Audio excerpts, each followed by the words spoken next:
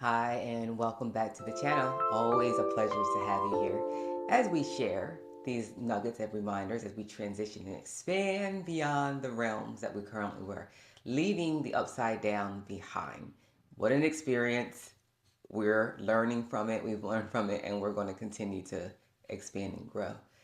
The mind, now that we have gone and had our rebirth and we're in this realm, we can look back and reflect upon things such as the mind, the part that it plays and continues to play as long as we are in this realm, this earth realm.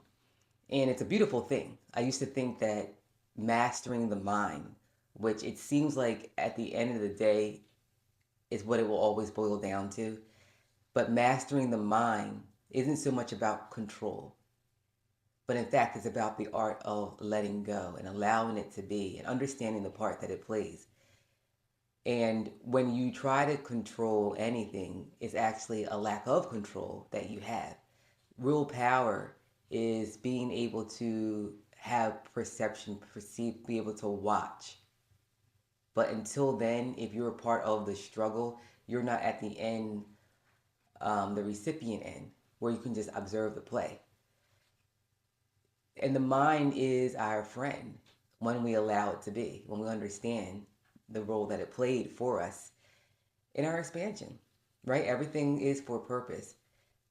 One of the biggest parts that it assisted with is that realm of duality. And someone had mentioned before, there's always going to be duality. There's evil and there's bad. There's evil and there's bad. There's evil and then there's good. How can you say XYZ about a starving child and this and that? And when you go through your rebirth, you understand that there just is. Because when there's just one spirit, then that starving child is you. These are all elements of yourself for the purpose of awakening. So that's why they say that, God doesn't give you more than you can handle. You wouldn't give yourself more than you can handle. You also wouldn't give yourself more than you're prepared to receive. And this is about you remembering who you are. This was never about bringing you down. It was about raising you up. And so the mind is here to play that part in allowing ourselves to remember. And as we do that, we fall into the stillness and the presentness. Now you're going to have those times where the mind wants to delve into the future or into the past. And what's always or normally brought along with that? Worry, fear, elements that aren't our essence. So we're understanding now when we play those parts and we fall into those roles, what was behind it, right? And so again, mastering the mind is about allowing things to be, understanding that these challenges are actually our friend, part of our ability to expand. It's like a caterpillar. I heard the beautiful story, like if you interfere with that birth stage, you could kill it. It would die. It's not actually helpful to interfere with the air quote struggle. So you have your own innate way as well. So the spirit delves and works off of intuition. The mind, it works off of emotions and very irrational.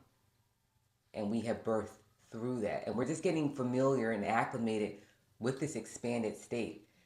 And that's why we created different versions of ourselves to remind us of that. But there's only you. There's only you. There's only you.